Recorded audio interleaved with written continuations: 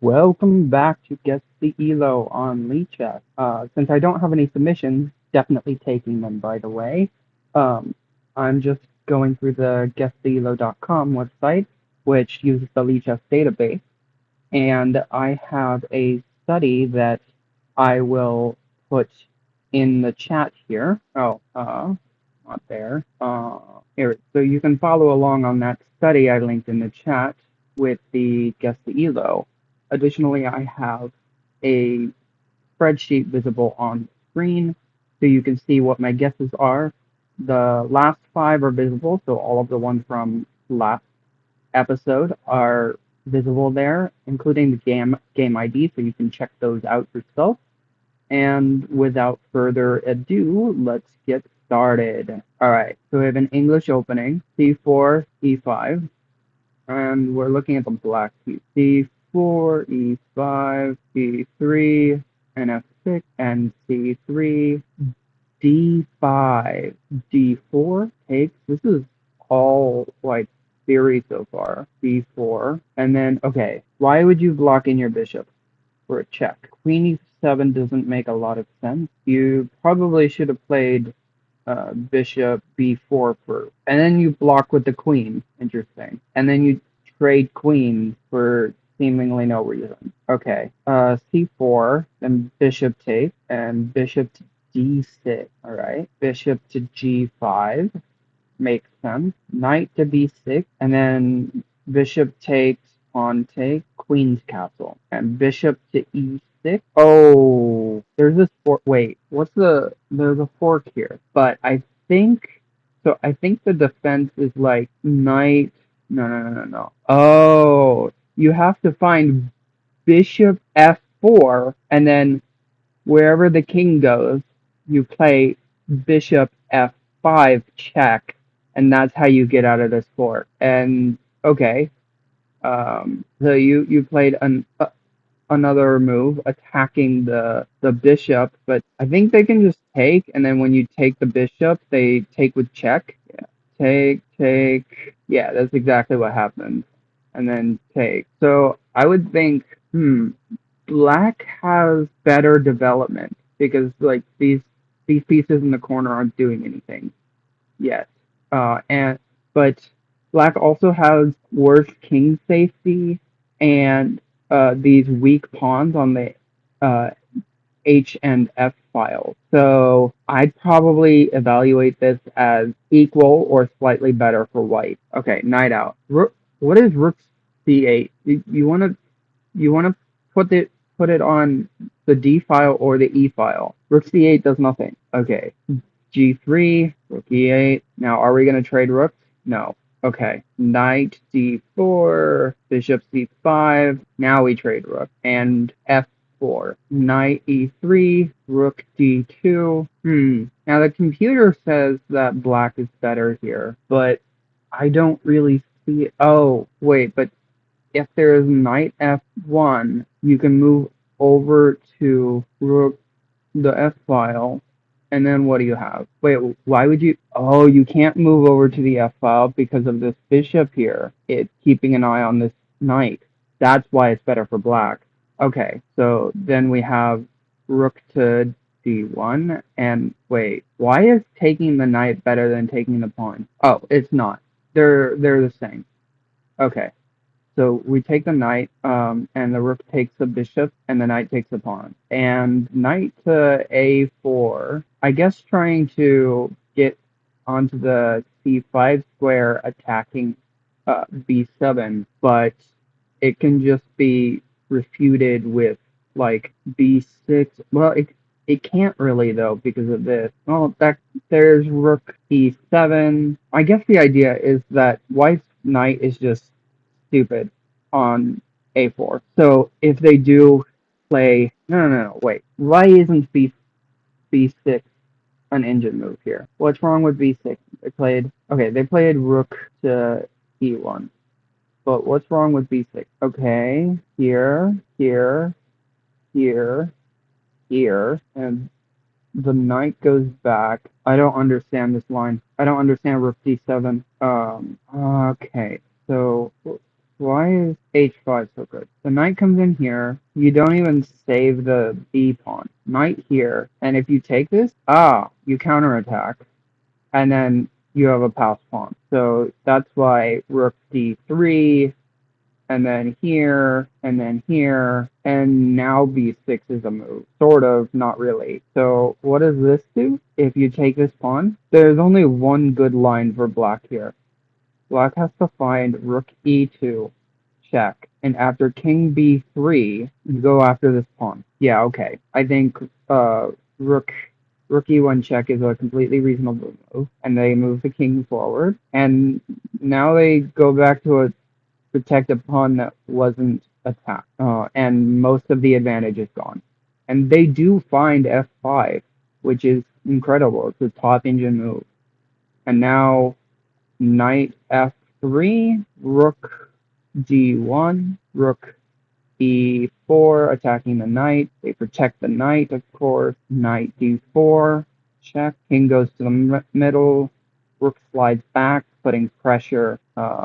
Rook slides back, putting pressure on this pawn and protecting the knight. The rook goes to f1, and now we're back to minus 2.5. The knight goes over here, putting more pressure on this pawn.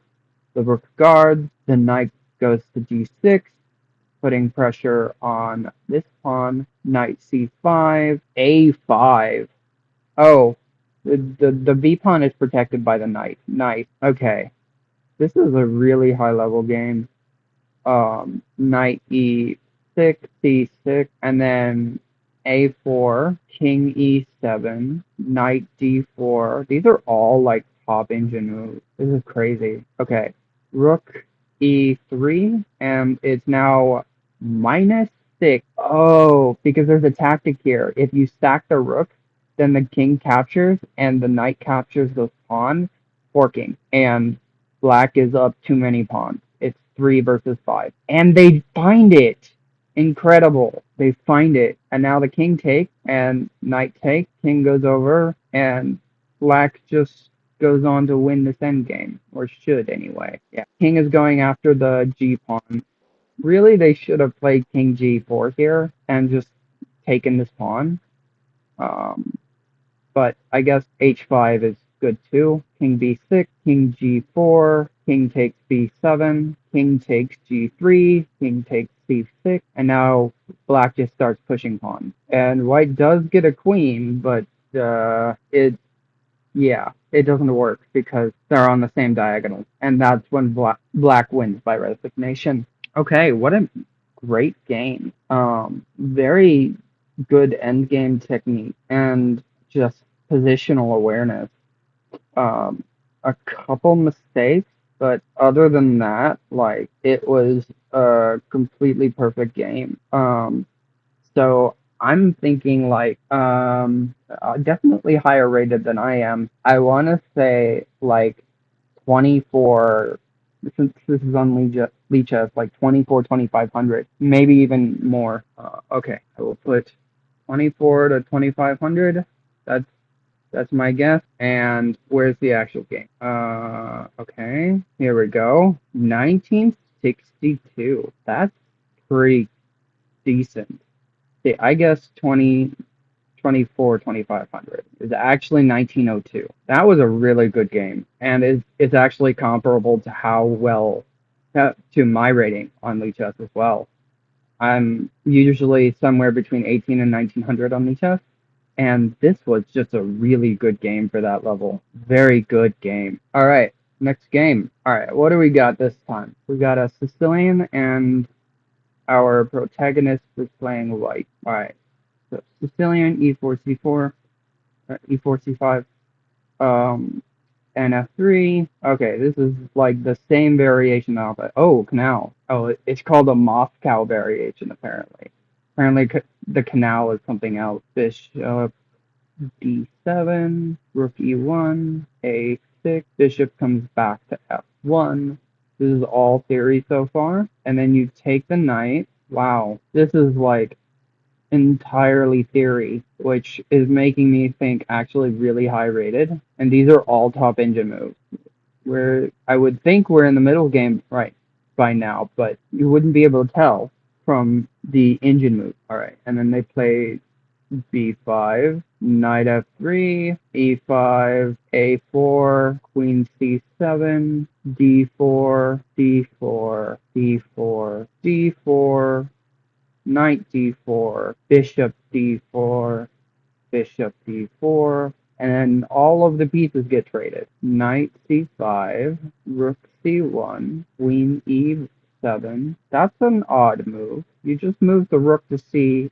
Why are you moving it again to d1? Okay, knight takes pawn. Pawn attacks the knight comes back. Pawn up, pawn takes, rook takes. Yeah, and the knight jumps in to protect the queen. Queen goes to e3, putting more pressure on the knight. One of the rooks comes over, rook to e1, queen f6, and that's a blunder because apparently the winning move for black in this position, the winning move for black is knight d4, threatening knight f3, and if you play bishop g2 protecting that, then you lose to a different fork. That's actually really hard to see. But the fact that white resigned here means they saw both options. Gosh, this could also be like 2400, maybe even more. I'm gonna say like 2350 to 2450. All right, so that would be 2714, blundering a fork. Okay, wow. Rory Sutherland versus Kasasova. Okay, next game. Okay, we got a Philidor, e5, bishop.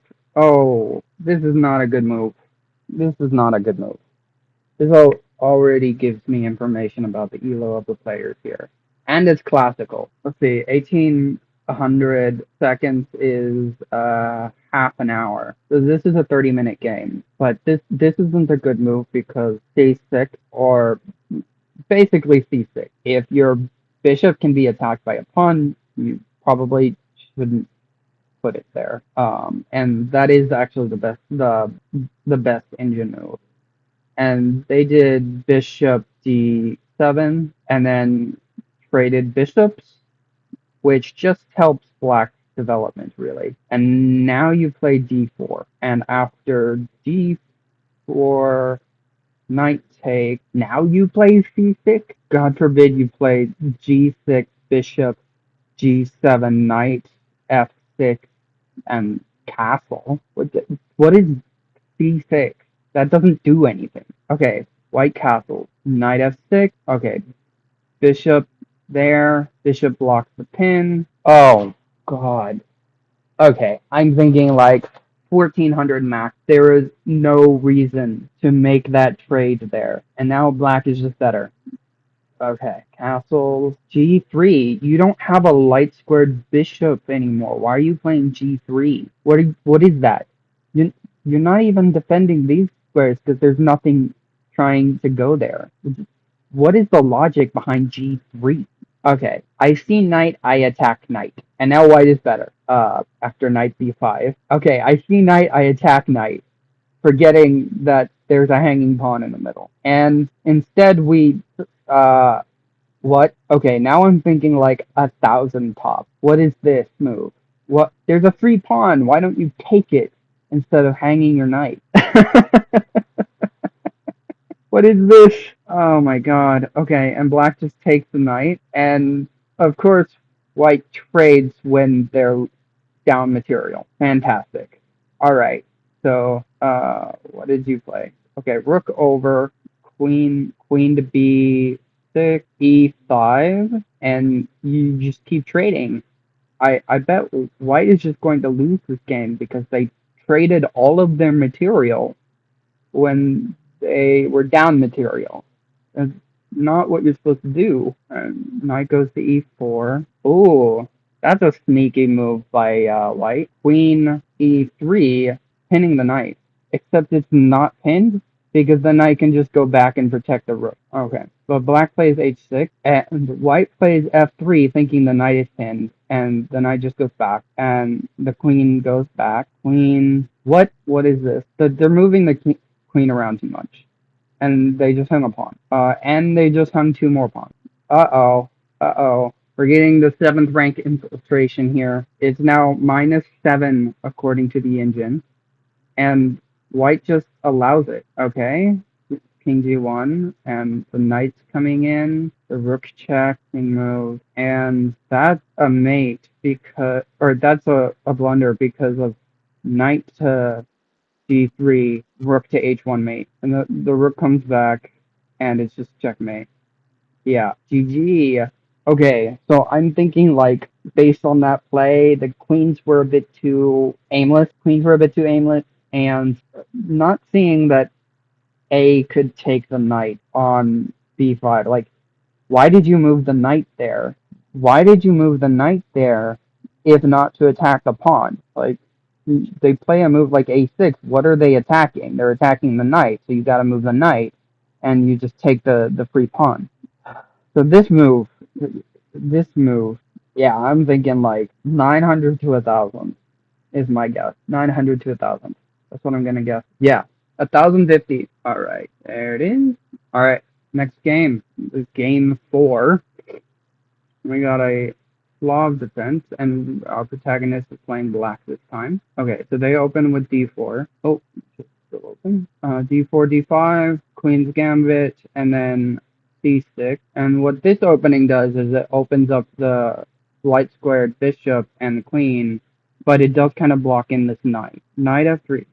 So white's plan will be to keep the position, try and keep the position closed to play off this weak knight and not let this bishop become very active. All right, knight out, queen c2, g6, g3. Okay, so this move right here is, I guess it is one of the top engine moves, but I don't know. I don't like it because the queen will just move and you hang a pawn. And if you go to g1 attacking the queen again, you hang and move a pawn. Okay. So I'm thinking like 1,500 max here, and white doesn't take it, and black still hangs it, and now white takes it. Yeah, and then black protects his c pawn by moving the bishop where it can be attacked. Yeah, so I guess black's best move here is probably bishop to d5, and then after knight takes, pawn takes, it's protected by the knight so the queen can't take. But then you can start, you can use this bishop and play something like knight to g2, hitting this pawn and hitting that pawn. So you have to protect it like to g, knight to b6. But then like there's you can play e4, and white has all of the initiative here, and is just directing the flow of the game. So white is already much better here. Yeah, okay. So the bishop comes back.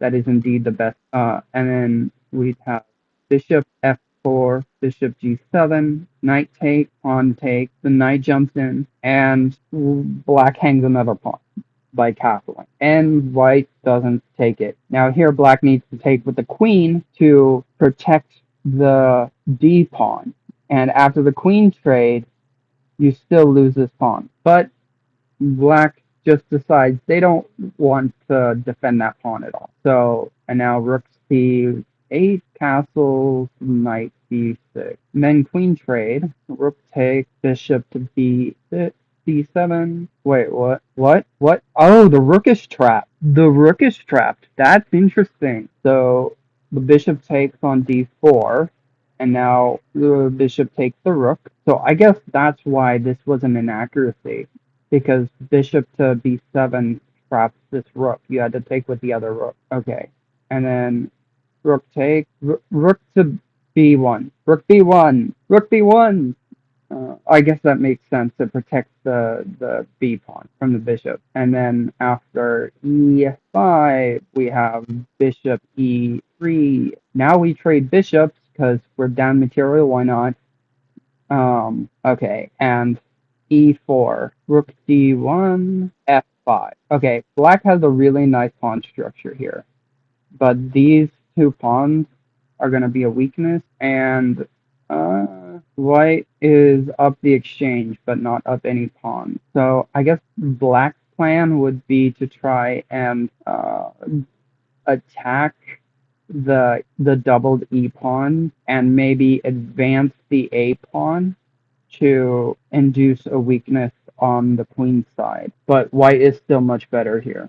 King f7, b3, allowing c3. Now you play rook c1, king e6, rook d4, king e5, blockading the pawn. Okay, blockading.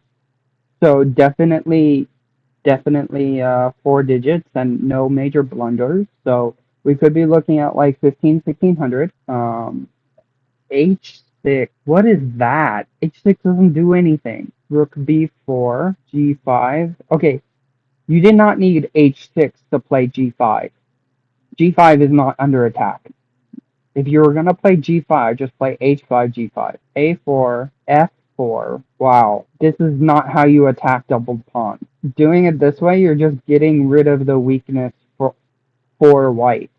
You've traded pawn for pawn, and you haven't actually exploited the weakness of the double pawn. That's not how attacking double pawns work. And then e3, king goes back, rook b5, knight block, king e2, a6. Now the rook just attacks the pawn.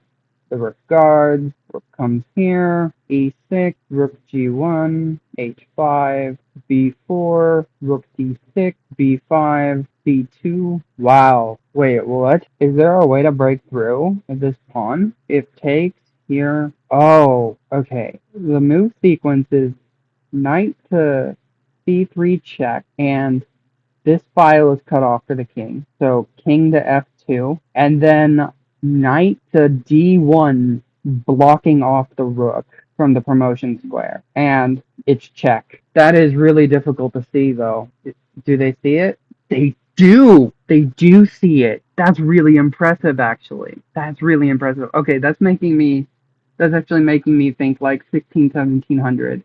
That actually happened. And the king comes back. Uh-oh. Oh, wait. Oh, man. After rook takes, king takes, we've got a fork here with rook takes knight, and you're hitting the king and you're hitting the new queen. So the queen has to take, and then white just has an extra 2 pawns and it's going to win. And white, ooh, black tries to get tricky here and plays e5. But wait, you're supposed to take the knight, and now it's a rook versus a queen. Two rooks versus a queen. Does that actually happen? It does. Top engine moves. And the king moves over, and it's mate in however many. And king moves over again to try and stop this pawn, and h4 kicks the king, queen to h2 check, king back, and white wins by resignation. I guess because rook to d5 is checkmate if you move the queen away from that diagonal. And if you don't move the queen away from that diagonal, white just has an extra rook and 2 pawns, and it's going to win. Okay, so we got some endgame blunders. But some really good finds to counter them. So yeah, but I mean, I've definitely hung pawns even in the opening. But this play by black, and then white not finding it originally, and this is a rapid game, 10 minute. Not finding these hanging pawns in the opening in a 10-minute game. This is hard. Let's say like 1450 to 1550. I feel like in a 10-minute game they could really find those end game ideas, but they should have been more careful in the opening. So 1450 to 1550 is my guess. Okay. 25-23? What? Oh my god. How does a 25-23 play like this in a 10-minute game? What? That's incredible. Oh my god. I have to verify this. 25, 23. Oh my god. Were they drunk? What? Yeah, okay. So, yeah, these guys played terribly for 25, 23. I've played better than this, and I'm 1800. So, anyone can be 25, 23 on like Lichess, right? That gives me hope. Oh my god. All right. Now, last game. All right. What do we have? We got an England gambit. D4, E5, and an England decline. E4, D6. Okay. Now it's just like a what is it? It's not a French defense. It's like a Marcosi defense. This is what it's called apparently. But okay, knight f6, f3, knight a6. Now you don't even take and get the double pawn. You play c3, c6, c4. What? You just played c6, c5. What is the thought process for this? Like they don't take, so I'm gonna close the position. What? You could have just moved to C5. What are people thinking? Like, if you were okay with taking, then just, or if you were afraid of en passant, then like it's literally the same position if you play C5 and they en passant versus playing C6 and them taking. It's the same exact position. So you can just play C5 without worrying about en passant. And then white decides to put their bishop in front of a brick wall. Okay, this is gonna be a great game. I'm thinking like 13, 1400 max here. And then we give checks because we can, and we trade queens because we can, and then we put the knight to the rim, and we're trying to go to f4, but we forgot that white can just play g3, so the knight goes back, and the bishop goes to that the white bishop goes to that diagonal too. I think white just has a symmetry fit. This is such weird play. Okay, now the bishop trades, the knight goes here, black develops, and white's bishop undeveloped. Okay, now I'm thinking like 1000, maybe 1100 or 1200. This is just absurd. It's a five plus three game. Okay, so knight d7, a3, wow, g5, knight to f1, h5. Yeah, okay, and white finally takes the hanging pawn, and rook to g6, knight f5, king d7, and wow, look at this flex, queen's castling. I mean, white's position just looks amazing here. Look at this space advantage. According to the engine, it's like plus 2.6 here, but practically speaking, it's more than that. White should go on to win this game pretty easily. And now you do a backwards knight move, knight g5, now you trade, rook to g1, knight. Okay, these are really aimless moves. Alright, white now has a plan. Come on, take with the pawn, have connected pass pawn. Why would you take with the knight? Now the advantage is like half of what it was. And a6. What? A6? What? You're getting pawn stormed on the king side. Why are you playing a6? That doesn't make any sense. And they put the knight back. Oh my god. So yeah, like there are no major piece blunders, so I'm thinking like 1000, 1100. These are just awful moves, even though they don't hang pieces. And the second rook comes over, rook's trade, and really black should have taken with the pawn to not allow this one through. But you know, we're 1000. We're not thinking about this. What is this? Oh my god. What? Why is the king going back to e8? You just hung a pawn, my dude. You just hung a pawn, and they don't take it. Oh my god. Yeah, it's plus 5 in this position if and only if they find knight captures d6, which they don't. They play king d2 for some reason. Oh, and now they find it. Now we capture this pawn, they capture this one, and they decide to hang yet another pawn. Two pawns, I guess. Okay, yeah. Black is just getting demolished here. And now the king starts walking back to where it was, and I'm thinking there's like a time trouble situation going on here. Because we're at move like 39, they're playing 5+3. Time trouble is probably a thing here, and they're just playing moves to get time back on the clock. Except they're not, because the time is shown here.